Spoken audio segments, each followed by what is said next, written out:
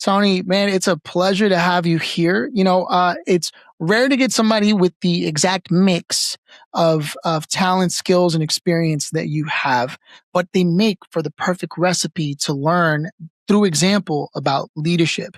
Now, I have here in my notes, and I want to make sure I get this correct here. You actually have an award specifically called the Governor's Beacon Award, correct? And this was received in the California Department of Corrections and Rehabilitation. Can you I just want to start it there because it sets the picture for where everything else is coming from. Because you've come a long way from there and you're doing so many other amazing things. But I want to address that first. Can you give me a little background on that? Yeah, of course, Phil. Thank you. It's great being here, by the way. The Beacon Award was actually the first award that's given out from the state of California, the first time they gave that award. And it was our superintendent thought it was a good thing that what we did in the institution. What we did was we started a first ever female school. The institution the youth correctional institution that I worked at, the Ventura Youth Correctional Facility, was very unique throughout the whole state. We were the only one that housed females as well as male inmates. It was, segregated, of course, but they would share a school area. So the boys would go to school first and they'd get in their classes and all the guards would make sure. And then the girls would walk in. And then what we were seeing was a lot of times they were catcalling from their windows, and it's kind of stuff that nobody should have to go through. And so the governor's office and the state and Department of Corrections decided to start a female school. And they started with actually someone else was running it before I did. And it wasn't going the way our superintendent wanted to. So she wanted me to take it over. And she goes, I don't know, this is the last ditch for us to save this program. Do what you got to do. And that's all she did. So she had some great leadership, and she allowed me to be creative and think outside the box. And so we struggled the first couple weeks and months. And then I decided to humanize it a little bit. Like, why don't we make this like a regular school? Why don't we greet the students when they come in? Why don't we have like a coffee house, tea house, where we have pastries and we have, certain things. And I remember this one inmate, she walked out of her classroom and just started walking around. And I asked the teacher, why is she out? What's going on? She goes, oh, she has an IEP and she's allowed to take a individual educational plan where she's allowed to take 50-minute breaks. Then I said, you know what? Why don't we have that for everybody in the school? Everyone could take a break. So we had kind of a free movement, which is unheard of in prison. And then the inmates started thinking, oh, this is pretty good. We're not the bell rings, we're sitting down, we're told what to do, which is hard enough for people. But can you imagine an inmate who has different issues going on? And then we developed a crisis intervention plan where we would have a scouting report on each inmate, like what triggers them, what doesn't, what makes them go. And so each one had a kind of a book on them. And so it's helped the teachers. So to make a long story short, throughout when we got to about 6 months in it, we saw that everybody was coming. The truancy went down. Everybody was coming to school. The grades improved. They went from a 3rd grade level to a 12.9 grade level. That we noticed that when they went back to their unit, their violence went down. And then it just blew up. Then we started doing our own programs. We started having, get-togethers, potlucks, the teachers, the ministers, the teachers, the clergy, recreational corps. It became a holistic approach where everybody started coming to the school, and it just took off. And then staff started coming around.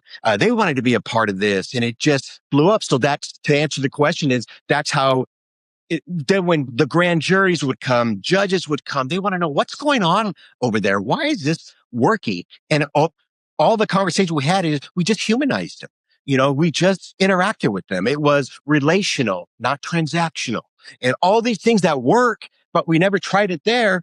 It's the core element. What we tapped into these inmates that they never saw. And I always said, we want to be the alternative. A lot of these inmates, the ages we had, Phil, were from about 16 to 23. And so that range, a lot of them never had good experiences with men in uniform. They never had good experiences with authority figures. So I wanted to be the alternative. I knew that we couldn't blame them for not liking, authority, because they didn't have good experiences. We wanted to create that good experience for them. And we just started taking off. And then it became an ownership. Like when a new inmate would come in and maybe act silly, it was the inmates that were in there already said, no, we don't do that here. And we had a couple problems, but they were far and in between. And it became an actual pleasure, working there. We jumped out of bed and it just became contagious. And it was like an experiment in human nature where the core element, what's in our heart, it works for everybody. And they just felt that vibration, that high frequency, the feel good. And then everyone that visited the institution always wanted to go. It was called SPC, the school area specialized program center. We said SPC for short. Everybody that would come, even lawmakers from up north, from Sacramento, we want to go to SPC. We want to see SPC. So that's kind of how we became. And then, we got that they created an award for us, the Beacon of Hope Award, for someone who shows a beacon of hope, a light, in what I call an alternative. So now the goal, Phil, was when they went out into the real world, they would know, hey, you know what? Somebody cared. Somebody cared about me back then. Someone gave me a chance, or did put a label on me.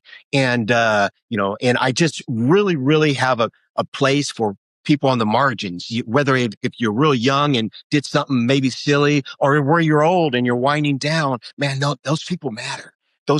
Everybody matters. And it just became contagious. And I became a different person. I learned through the inmates that no, they are worth it too. And it made me better. It made our staff better. It was just a great experience, great experience. So that's how the Beacon of Hope Award came about. What I love about this story is how important it sheds a light on human nature in its probably most chaotic environment where almost anything could go wrong.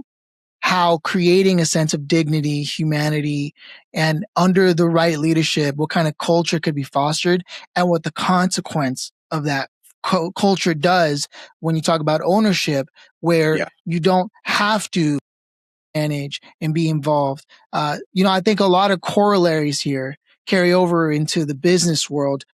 Um, I think it's a really interesting thing. For you, what would you say was the most important takeaway from watching that transformation? I mean, I heard you say you got up in the morning every day and there was like a different sentiment. Was there any particular moment where you said to yourself something along the lines of like, wait a minute, this something is happening here that I think I'm going to carry with me for the rest Yeah. of my career in life? Yeah. I always heard, when I was young, back on, you're probably too young, Phil, for this, but when things were on cassette, and I remember Jim Rohn, who was Tony Robbins' mentor, and he had to say, when you know your why, the how becomes easy. And I always never that, but then I started living it. Oh, this is my why. I love people on the margins. I love being, maybe that's my purpose. Maybe that's my why. No, and I think we can always find new whys. And I'm not want to be sappy about that, but it's just that to answer your question, that's what it was. It was like, oh my God, I think this is it, and it's something like, Phil, you can't see me full length, but man, I'm 5'6". I ain't the best looking guy in the world, but man, I can love, I can care, I can have compassion, I can be generous, I can do that. And I like that. I find that's my love language. That's it. And I don't want any credit. Want to have somebody, you're made a great reference to how even in the business world, and what I noticed, what you did at SBC in that girls' school area in the institution, was when we did an act of kindness or did something nice, it felt good for me and it felt good for the inmate. But you know what, Phil? And goes for the business community, the people watching, they felt good. And that's what I discovered later was, we had an impact on them. They were seeing the guy, the old officer, or maybe even staff member that might have been resentful. Why is he being nice to those murderers or those inmates or people that did that? Because we're part of that. We mentioned earlier off camera was 400 trillion to one chance that we're all here together. That's it. That's the odds of life. And so we're all lotto winners here, whether you did something horrific or your upbringing was different than mine or whatever, your different ethnicities, different culture, race, all that. It doesn't matter. We're all here on earth. We're all the lottery winners. 400 trillion to one chance of us being here. And it's sacred. We all have a sacred self about it. And it's our job to find that, and to see that if we want to look for bad in others, we'll find that. But why not look for good in others? We'll find that and we'll grow from that and we'll be better from that. So that's what I got from that. When your why, the how becomes easier. Now, I know you like to talk about non-judgmental curiosity, if my notes are correct here. In a fast-paced startup, things are breaking all the time. People are making mistakes all the time. How would you suggest a leader in an environment like that, looking and working with a staff like that, a team like that, how should they navigate those things so they don't sweep the rug up from under their own feet and lose team morale? Yeah. And I think, to be curious and not judgmental, especially if we have a partner or a coworker or someone who maybe messes up, is to be curious and not judgmental. Why did this happen? How can we better this? Is this an opportunity for us to grow as opposed to, oh, he's an idiot, we can't count on him, this and that? Because when you're curious and not judgmental, the recipient of that curiosity becomes more creative, and then that's what we want in the business world, or that's what we want in life, is to allow the freedom to know the next mess up, I'm closer to a breakthrough. And that curiosity leads to that as opposed to being judgmental. We said, assume the best of intentions in people. Have a charitable assumption that their heart was in the right place. Maybe we can build on that. And sometimes when we make a mistake, I remember I was a football coach for over 25 years, and a lot of time the play didn't go the way we designed it to go. But that mistake turned out to be a breakthrough for this new innovating type of offense in football. So you never know what you stumble upon. And then one more failure is closer to a breakthrough if you're curious. And that curiosity allows for creativity, in my opinion. I messed up many times in corrections. We can go into stories about that, but that built that resilience in me. That built that, the guy that I messed up in front of, the old guard who I was trying to impress, he didn't judge me. Then you find those little nuggets like, oh, you know what? He said, no, don't worry about it. We'll get this, but I would do this next time. You know what I'm saying? So the curious part, I think it allows for, creativity. Now, and thank you for that. I love that story. You've seen people at their lowest points and helped them reshape their future. That much is clear from your work experience. And even I imagine the same could be said when you were coaching. People can have battles with their own ego or with fear of confidence and of being able to measure up to things when things are on the line. What is the first step in sort of reparenting, if I can use that phrase, your own mindset to be able to come back from something when you feel like you failed? I imagine you came across a lot of people, like whether it was inmates or people that you were coaching, who just say, "There's just no way. I can't ever come back from this." What would you say to them? There's Viktor Frankl wrote the famous book, A Man's Search for Meaning. And there's been a lot of versions of the stimulus and the response. And then in the middle is that gap that he talks about. Some people call it event response equals outcome. There's, sports performance talks about it a lot. It's that pause. It's to pause. And so a stimulus, something happened that maybe we can control. Then we have a response. And a lot of times we make the mistakes when we react instead of response. But if we just pause, plan, and perform, that allows us to take care of those hiccups. And it's not the end of the world. We're intentional. We're present. What can I learn from this? And it's the meaning you give any situation. So we're talking about maybe a mistake or a mess up. What meaning do I give that? Because the meaning creates the emotion, and we want the emotion. We want to feel sad, pain, suffering, because if we didn't have those, we wouldn't have elation, euphoria, right? We have to have those, but we just don't want to be those emotions because it's the meaning. Why did this happen? Why did we mess up on this project here? And in that gap before your response is how are we interpreting that? So just take that pause. What can we learn from here? And the meaning I encourage to give things is, man, what an opportunity to learn and grow from this. What an opportunity to go see where we know success leaves clues. Where has someone did this better than us? And what did they do? And how can we emulate something like that? Does that make sense, Phil? So it's like, that pause allows us to create meaning to what just happened. That meaning gives us an emotion. That emotion now gives us that feeling. Now we feel it. Now we're in a state of mind. In that state of mind, now we're at the peak. Now we can go have massive action and do it again. Do something again that might be different. No, we'll get a different result. But it's the meaning we give what just happened. That meaning creates an emotion. That emotion creates a feeling. That feeling gives us a state of mind. Now we're at a peak state. Now we're at our best. And that's what I love. That's awesome. Now, I from what I've gathered here in my notes, you do a lot of public speaking. Is this correct? Yes. When you're doing these talks, do people come up afterwards? And have you noticed any pattern in the kinds of things that they're asking you or the kinds of professions they have?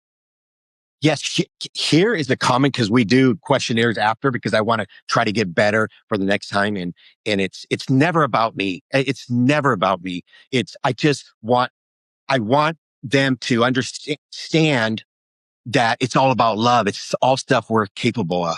And the biggest feedback I get is, and this is from from everybody, is how they admire the empathy that I gave the incarcerated.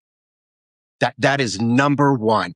That how the empathy, and that goes back to my idea of it's the core element, because they might see themselves in someone. They might see themselves as someone who might be on the fringe, or in the margins, as we say.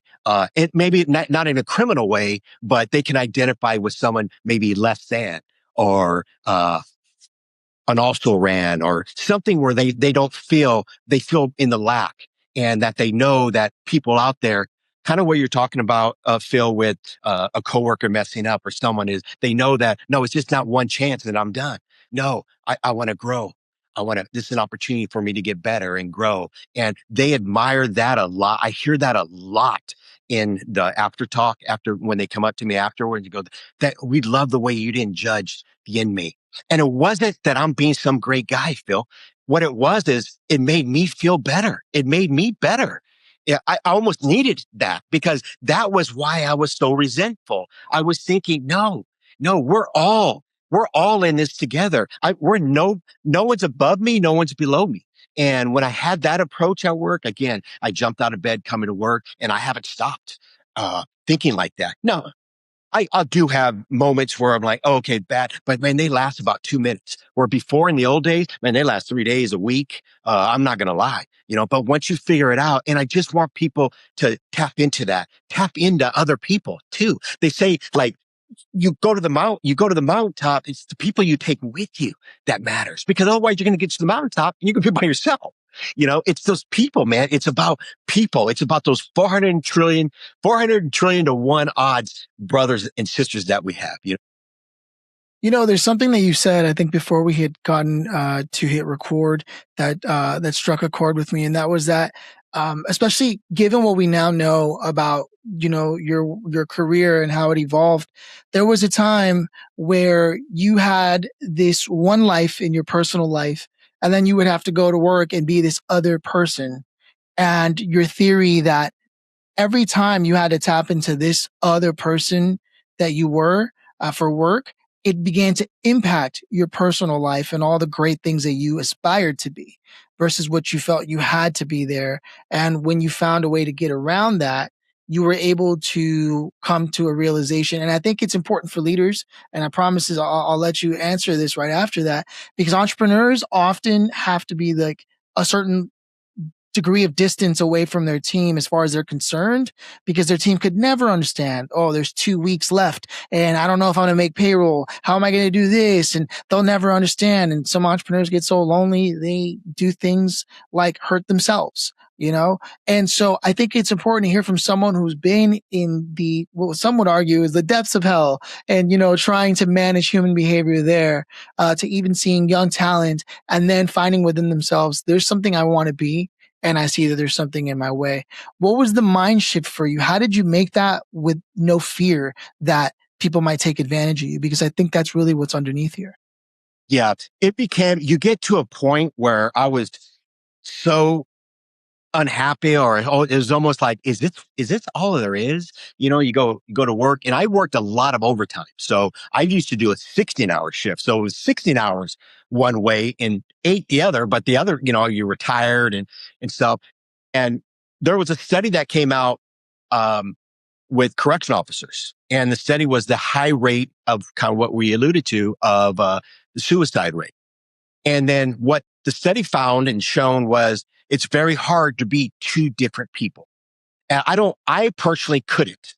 And once so I kind of had that information, and I kind of was nudging, kind of going outside the box and doing a little things that were uncommon in prison, as far as a staff being, nicer, talking to the inmate, working with the inmate. Now, granted, I work with youth inmates, so I don't want the adult corrections to, you know, come at me. So they have a whole different beast there.